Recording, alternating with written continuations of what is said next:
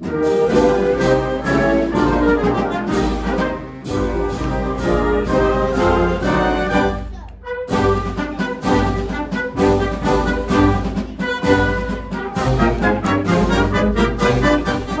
Começa aqui uma aventura na história do SEM, o Centro de Educação Musical Municipal de Hortolândia, Maestro Ronaldo Dias de Almeida. Não é uma história de números, de dados, mas uma história construída por pessoas, por afetos, por vidas transformadas. Vamos conhecer? No ano de 1994, Hortolândia ainda era uma cidade nova, emancipada há pouco tempo, e muitas ações estavam sendo construídas, e na área cultural também. Então esse projeto foi pensado, estabelecido de forma jurídica junto ao setor jurídico da prefeitura e foi criado. Então eu fui convidado na época pela administração de Hortolândia através do professor Leovigildo, que era na época o diretor do Departamento de Educação, Cultura e Esportes. E aí iniciou-se em 1994 esse projeto. A partir da Lei nº 188, de 1º de junho de 1994, foram criados a Banda Municipal e o SEM.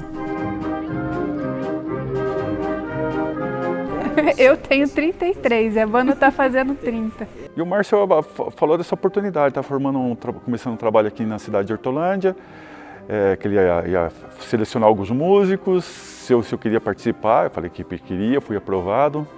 Eu e tinha um irmão meu também, que também foi aprovado na época, nós dois começamos a tocar então. Então desde o primeiro ensaio da banda aqui de Hortolândia, eu participo.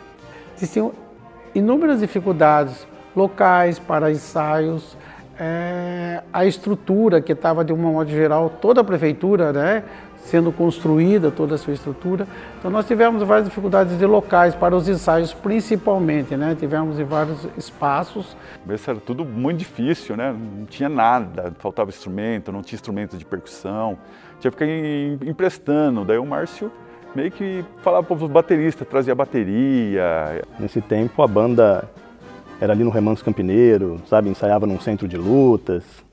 Inicialmente, nós iniciamos a nossa atividade de ensaio, foi numa antiga academia que tinha em Hortolândia, que é na rua Luiz Camilo de Camargo, que ela se chamava Mexe Mexe, inicialmente um local de realização de bailes, então tinha esse nome Mexe Mexe. Depois tivemos uma época que nós fomos para o Caique, outra época depois uma outra academia no Remanso Campineiro, e no ano de 2002, nós fomos para onde nós estamos atualmente, lá no Jardim Santa Cândida. A banda municipal, ela começa com esse caráter, de estar presente nos grandes momentos da cidade. Nos aniversários do município, que nós sempre tivemos, inaugurações das obras públicas, como o Hospital Mário Covas, ETEC, Escola Técnica de Hortolândia. Tinha a Praça Poderosa, que foi logo após, teve a construção da praça, tudo, então a banda se apresentava ali na praça. Eu tenho 30, fiz 30 agora, a banda tá fazendo 30. Quando eu entrei na escola, a primeira coisa que eles mostram pra gente na época era a banda. Então o sonho de todo mundo ali era estar na banda.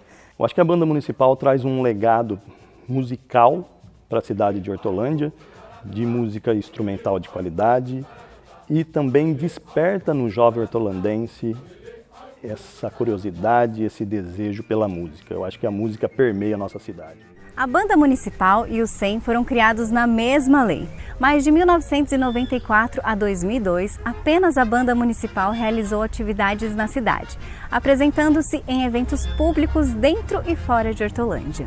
O município recém-emancipado tinha ainda uma série de demandas. Apesar das dificuldades, graças aos êxitos da banda, o Centro de Formação Musical foi implantado pela Prefeitura em 2002, unindo difusão cultural e formação. Então, naquele momento de 2002, foi feita a proposta para a administração para a gente implantar de forma definitiva o Centro de Educação Musical com formação de novos músicos. Então, a partir daquele momento, começamos as inscrições e iniciamos esse processo de formação. E hoje nós temos mais de 70% dos componentes da banda municipal, moradores e hortolandenses. E da nova banda jovem, todos eles hortolandenses. Em 2002, começou a procura por um espaço para a implantação do SEM. Como o CIER mudaria de prédio, o SEM foi instalado em seu lugar no Jardim Santa Cândida, onde funciona até hoje.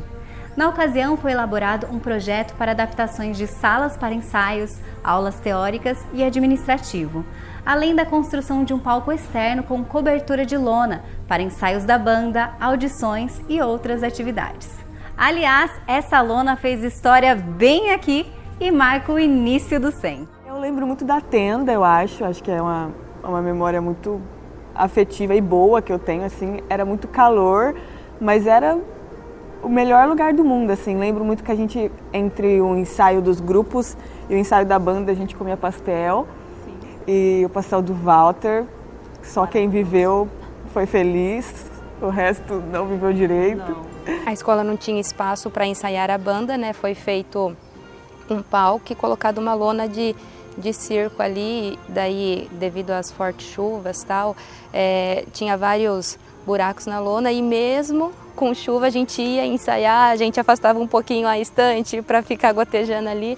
Tenda, que a gente chamava de circo na época, que era o circo, que era aquela tenda, muito calor, e aí quando ventava, voava a partitura para tudo quanto é lugar, aí frio, a gente passava um frio lascado, calor, a gente passava um calor lascado, chuva pingava mais dentro do que fora, mas a gente era muito feliz naquele lugar. Era muito especial. A gente foi muito feliz lá. Eu lembro até que tinha que abrir o guarda-chuva às vezes. E assim, eu lembro que tinha apresentações que eram feitas nessa lona, enfim, e tinha um público, eu lembro de um concerto que a gente fez que estava muito frio e assim, é muito difícil a questão de afinação de instrumento. Se você pensar em acústica, era aberto, né, vazava tudo, era muito difícil a questão de equalizar o som. E eu lembro que eu sou uma pessoa que sinto muito frio, então assim, para mim foi muito difícil. A gente tocou e assim, tremendo, e isso interfere no som, você tá com frio, sabe, o instrumento tá gelado. Todo esse período era um período de muito amor, de querer fazer isso acontecer, né? Então os músicos estavam ali, chovia, essa água vinha, não tinha um elevado, entendeu? Era grama, então nós estávamos na grama, você imagina, teve um temporal, tinha que sair todo mundo correndo, pega o instrumento, corre para cá, então vários desses eventos aconteciam dessa forma, né? De estar ensaiando e ter esse problema de chover, mas sempre permeava essa vontade, né? De fazer isso crescer e da gente ser tudo unido, um corpo unido para manter a música viva em Hortolândia. Preparou tudo, aquilo foi tudo feito com muito coração, que a gente queria que aquilo desse certo. As salas não tinham acústica nenhuma, então o que a gente mesmo colou caixa de ovos na parede para melhorar a acústica do local. A minha lembrança é que não era nem dificuldade. A gente contava os dias e as horas para estar ali ensaiando, para estar ali fazendo a música e aquela goteira, aquela chuva ali não atrapalhava a gente, né?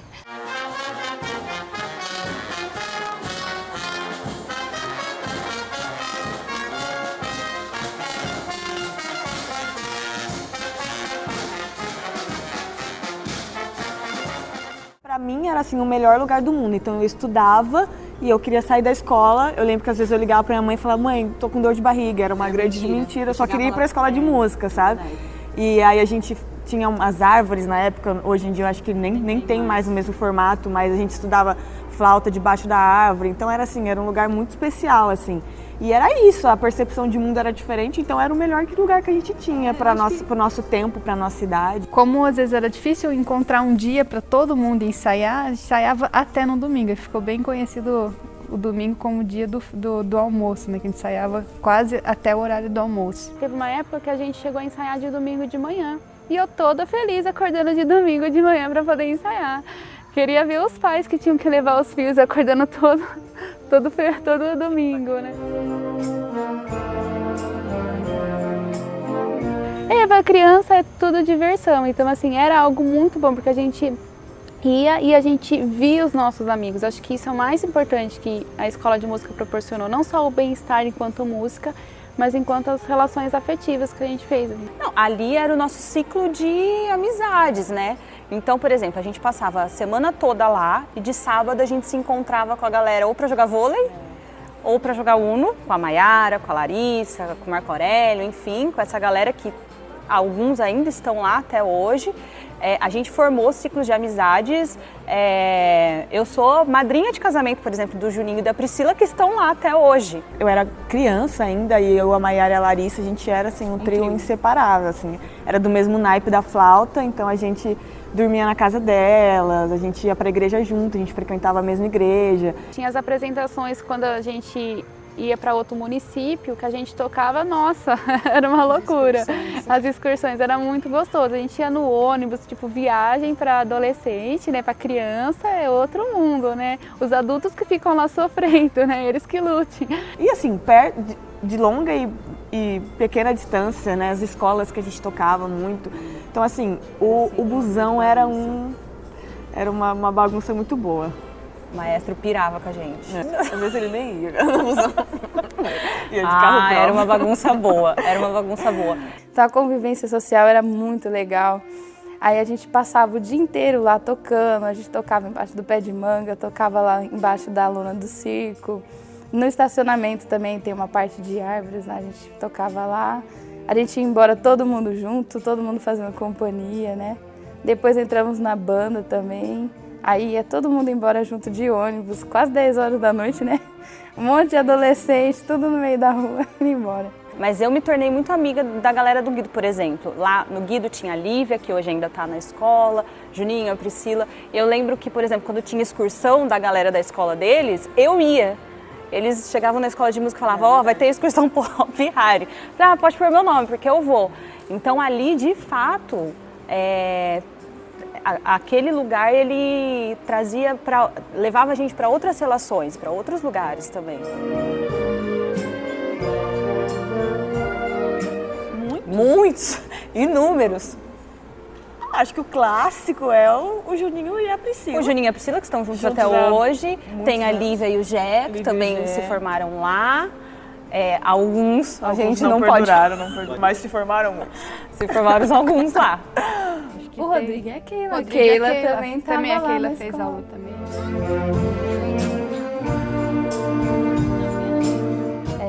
Primeiramente, eu sou uma pessoa tímida e na infância eu era extremamente tímida, né? Tão tímida que fora de casa eu não falava. Eu ficava muito nervosa para subir no palco, aí a gente ia tocar, ia fazer audição. Eu faltava ter um infarto para tocar, mas ia lá e quando acabava dava aquela sensação de alívio, aquela coisa gostosa, todo mundo junto. Era muito bom, porque a gente cresce muito com isso, né? E quando eu entrei na escola de música, a música, os professores foi desenvolvendo em mim uma autoconfiança. À medida que eu ia, né, desenvolvendo habilidades musicais, passando as lições, eu ia desenvolvendo essa autoconfiança, o que me ajudou bastante. A gente usa a ferramenta música, mas o objetivo é transformar a pessoa, assim, sabe? Ela ser um pouquinho melhor porque ela tá ali, sabe? Eu era muito fechada, não era de conversar com as pessoas. Comecei a conversar mais, a interação, né, que a gente teve ali, as amizades, querendo ou não, ajudou muito a gente a crescer como pessoa, né? Como irmã mais velha, complementando isso que ela falou, a Carol sempre teve problema na escola regular, sempre teve problema. Problemas de aprendizagem e problema social. Já na escola de música ela não tinha. A parte social e também na parte de aprendizagem, a escola de música ajudou muito para ela desenvolver. Eu vejo que muito do que eu sou hoje, né, eu devo à escola, né, porque é uma vida inteira, né. Então, desde o meu comportamento, se saber trabalhar em conjunto, né, ouvir o companheiro e estar sempre rodeado, né, de amigo, ter que saber a hora de fazer silêncio, saber a hora de poder se expressar.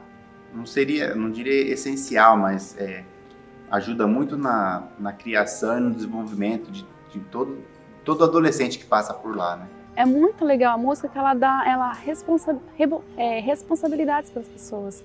Ela dá foco, ela dá disciplina, e isso eu consegui levar para a minha vida, para o ensino médio, para o ensino fundamental, para a faculdade, enquanto, né, mulher, a questão de também de gerir que seja os espaços que a gente está. Quando eu percebi que os meus colegas da escola não tinham o mesmo comportamento que eu, e eu não entendi o porquê, comportamento de educação, de como se portar, de convívio, de saber se relacionar, de respeitar o outro. E eu falava, nossa, mas por que não? E eu via que eu tinha acesso a coisas, eu estava ali com pessoas, eu tinha hora para acordar, eu tinha que estudar, então eu tinha que passar 4 horas dentro de um camarim estudando flauta, porque senão eu tinha rotina. Então acho que essas transformações, elas são muito sutis no começo do ensino, mas eu acho que quando a gente vai amadurecendo, a gente vê a importância que isso tem. Um dos poucos projetos assim, eu diria do Estado, com a relevância e a estrutura que tem na área musical. E quando eu vi os professores preocupados, a gente falava de aluno por aluno, eu vi que o SEM era muito mais do que ensinar música. Ali era um projeto de mudança de vida, era transformar vidas através da música. Esse era, vamos colocar assim, um pano de fundo principal do Centro de Educação Musical. Eu trabalho dentro de uma UTI, com pacientes críticos, e sempre que eu vou oferecer um banho, eu sempre tenho um celular, coloco um Spotify, coloco uma música. Eu acho que a gente tem um momento lá na UTI que foi implantado, que é a musicoterapia. Então, todo horário de visita, a gente coloca uma música ambiente para, né, ter um clima melhor para as pessoas visitarem os seus doentes. Então, eu acho que eu carrego comigo e vou carregar para o resto da vida. E também quando alguém se encontra assim, doente, fragilizado, ela consegue vir e trazer a cura.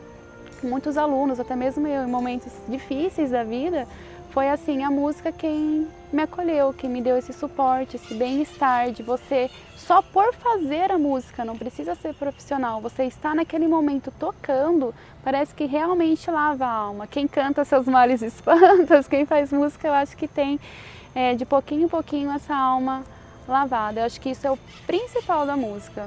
A banda foi tocar num presídio, né? E estávamos ali tocando para um pessoal que estava para sair, e o projeto é uma ressocialização, né, para que o contato com o mundo externo não fosse súbito, né. E a gente acabou de tocar e apresentamos os instrumentos. Chegou um detento, né, e chegou perto ali, a gente com medo, né, assim, é um ambiente que a gente não costuma. E chegou na gente ali e falou, cara, como eu gostei disso aqui, como eu gostei desse instrumento, que legal, por que eu não tive acesso lá atrás? Né? Quando eu sair daqui eu vou aprender a tocar um instrumento. O que eu mais gosto é assim, o que esse ambiente traz, né? O que esse ambiente traz para você fora do profissional? É essa formação de grupo.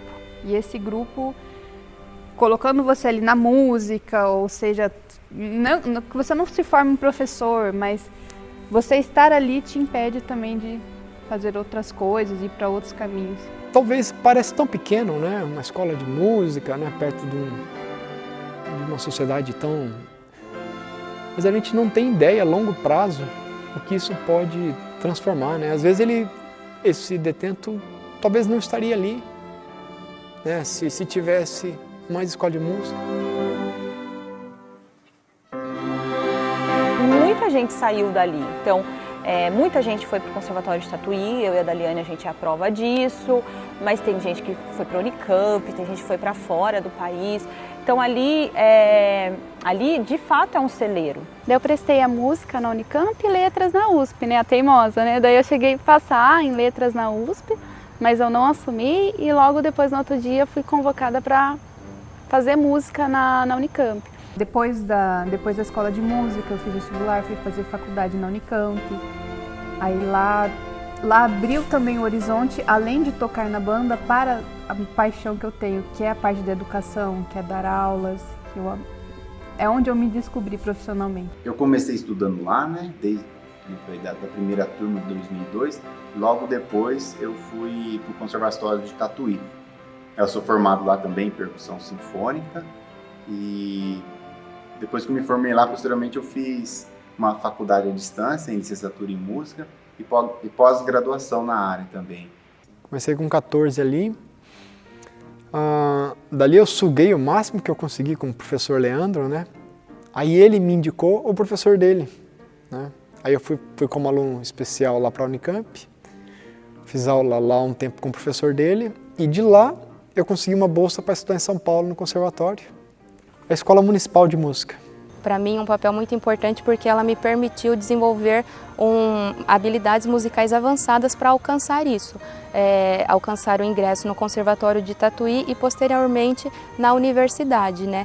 E hoje eu vejo que foi de extrema importância, é muito gratificante para mim, porque hoje eu volto ao município como uma profissional formada na área de educação musical, dando aula para as crianças no ensino integral de música. Então acho que é muito importante a gente ver o quanto que o município valoriza a parte artística, musical, né? E que eu espero que dê mais frutos nessas gerações que estão vindo aqui. Se não fosse a escola, eu não sei se eu seria viável. Eu segui pagar professor. Então, o que me proporcionou isso foi ter essa escola gratuita, né, que emprestava até o instrumento, né? A escola de música ela deu uma base muito grande para a gente conseguir buscar meios para se profissionalizar. Então, não só eu como minha irmã, meus amigos, a gente conseguiu ingressar e a gente teve um ensino público, né, numa rede pública de ensino. Eu só tive aula na escola de música, não tive aula no conservatório, em outros lugares. E só com a base da escola de música eu consegui passar numa universidade pública. Quanta história legal, quantas vidas transformadas! Ao longo dos anos, o SEM forma talentos e profissionais em diversas áreas. Professores, empreendedores, gestores, maestros, forma cidadãos, pessoas disciplinadas, éticas e com responsabilidade social. E mais importante ainda, o SEM cria vínculos afetivos que passam gerações. E o que pode ser mais transformador que o afeto? Meu irmão vem para o SEM em um momento que nós tínhamos uma dificuldade de manter os nossos alunos de tuba, né? E numa conversa entre eu e o maestro Márcio Beltrame, eu falei da expertise que meu irmão tinha disso, dele ter muitos alunos de tuba na escola dele. E daí então o Márcio fala, então deveríamos propor para ele, né, convidá-lo para vir para dentro do SEM. O professor Ronaldo, ele é hortolandense e ele sempre atuou na área evangélica, foi um grande músico também, incentivador, formador de músicos na cidade de Hortolândia, atuou conosco, né? Então foi uma ótima lembrança em denominar o Centro de Educação Musical com o nome do maestro Ronaldo Dias de Almeida. Inclusive ele, como eu disse, ele era coordenador no nosso grupo de metais em um período do Centro de Educação Musical. Em março de 2022, o SEM foi denominado Centro de Educação Musical Municipal de Hortolândia, maestro Ronaldo Dias de Almeida. Ronaldo Dias foi um grande músico, compôs melodias e criou métodos de ensino musical que foram enviados a diversos países. No SEM, foi maestro e professor, sendo responsável pela formação de uma geração de talentos musicais e pela valorização do SEM e da música instrumental em Hortolândia. Ronaldo Dias nasceu em Orlândia no dia 20 de junho de 1967 e faleceu em 25 de agosto de 2017. Em 2021, uma amiga nossa, Laine, entrou em contato comigo. Laine foi aluna dele durante muitos anos e entrou em contato comigo que eles queriam fazer uma homenagem póstuma. E aí ela queria pedir autorização, né, da família, enfim, da minha mãe, para poder fazer.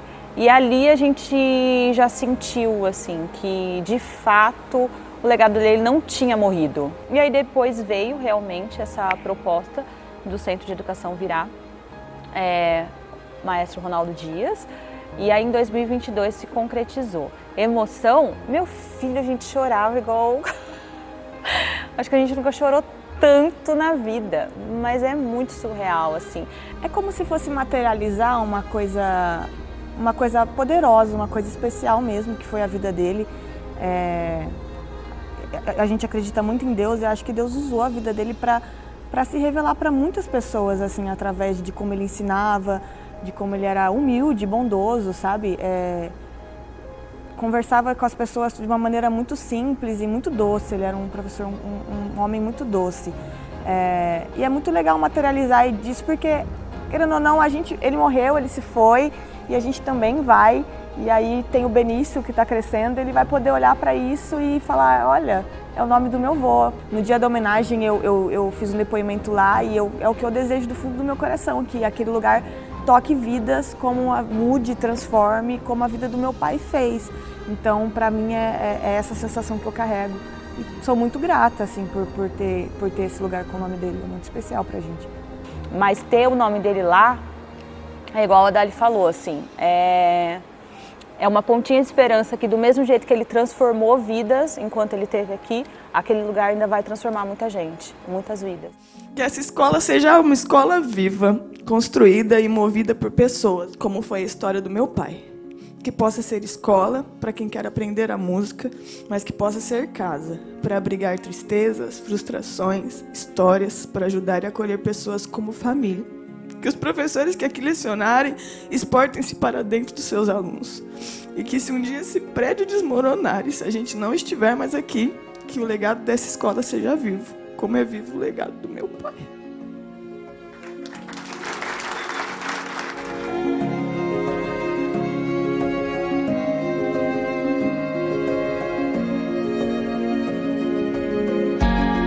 O SEM passou por reformas ao longo dos anos.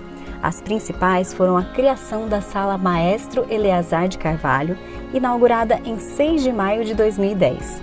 Desse período em diante, os ensaios, as audições e as apresentações passaram a ser realizadas na sala, que substituiu a lona. Em 25 de abril de 2013, foram inauguradas 3 novas salas de aulas e uma para guardar instrumentos. Com os novos anexos, o SEM pode atender mais alunos e melhorar a qualidade da sua produção musical.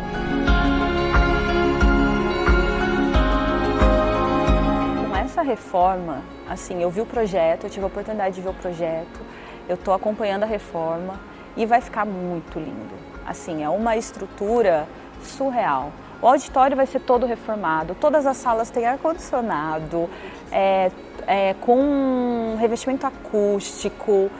De fato, eu acho que essa estrutura não movimenta só os alunos, enfim, não movimenta só o centro de educação, movimenta Hortolândia inteiro. Mas de fato agora nós estamos tendo a possibilidade de ter uma grande reforma, não só de manutenção, mas também de expansão da escola. Eu acho que é um momento importante porque a demanda de munícipes procurando formações em artes aumentou bastante no município. E com a ampliação do centro a gente vai conseguir também atender mais pessoas. Isso reflete muito expressivamente na construção dos grupos artísticos que a gente tem aqui na cidade. É uma forma de abastecer a banda municipal, assim como a banda jovem e os outros grupos artísticos, de uma forma que a gente tenha mais expressão da cultura sendo produzida por pessoas aqui da cidade. A gente vai ter a melhor escola de música da região, cara. Você imaginou? A melhor da cidade é a melhor da região. Nós vamos ter 5 salas acústicas com tratamento, com isolamento. Nós vamos ter todo o telhado reformado, nós vamos ter sala acústica na Sala Eleazar, tratamento acústico. Nós estamos fazendo mais banheiros, com banheiro de PCD. A Banda Municipal e o SEM acompanham Hortolândia desde seus primeiros anos de existência como cidade, quando o município passava por muitas dificuldades. Hoje, Hortolândia é uma das cidades médias que mais crescem no país e a cultura é um dos impulsionadores desse desenvolvimento, proporcionando lazer, gerando renda e formando cidadãos conscientes da cidadania. Eu posso falar para você que, ao mesmo tempo que é gratificante, também dá até um pouquinho de medo, né? Porque, rapaz, eu cheguei lá... Quem era criancinha, agora já estão os filhos deles lá. Então a escola assim, já se passou uma geração aqui dentro da escola. É um incentivo, né? É um incentivo, é a chance da criança entra ali um pré-adolescente e sai dali um profissional.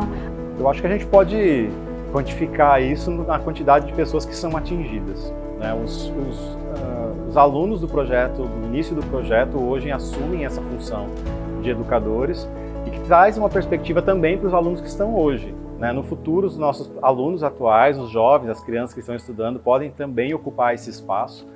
E eu acho que isso faz com que a arte continue se perpetuando, não só aqui dentro da cidade, mas fora daqui também. A gente, além dos professores, nós temos músicos que se formaram aqui, que hoje ocupam cadeiras importantes em orquestras e bandas e em departamentos educacionais fora do país também.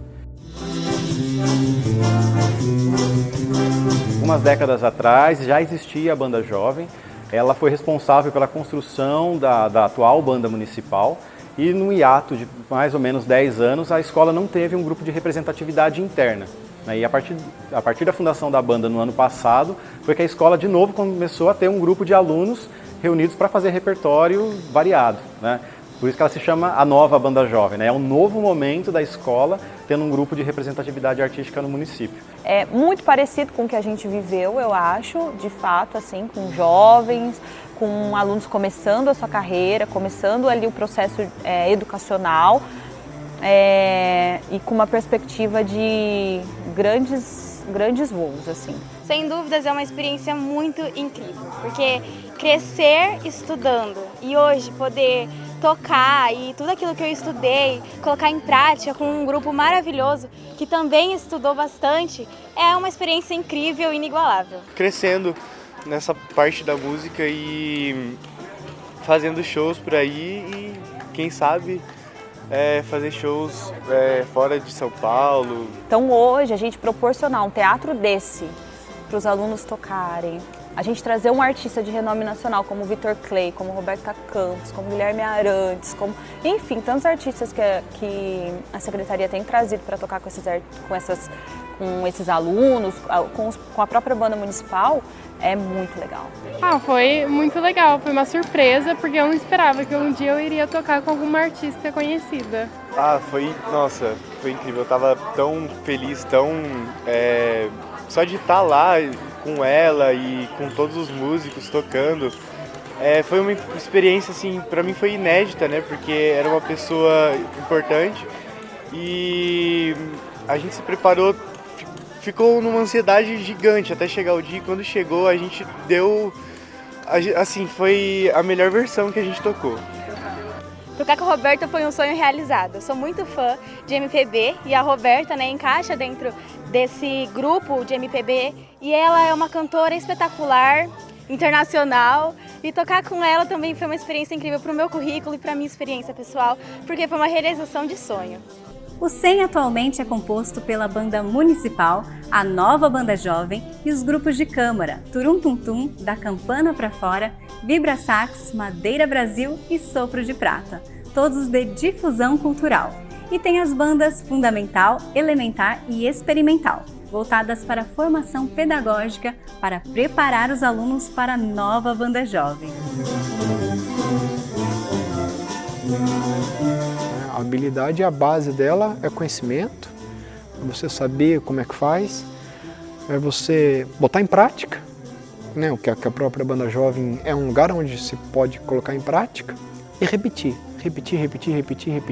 Conhecimento, prática, repetição. Conhecimento, prática, repetição, né? Hoje a gente trabalha com essa questão de redes sociais, hoje em dia atrapalham muito eles. Eu diria para todos eles, esquecer um pouquinho a rede social, focar mais no dia a dia, focar mais na música. Eu acho que eles têm que aproveitar a oportunidade que eles estão tendo.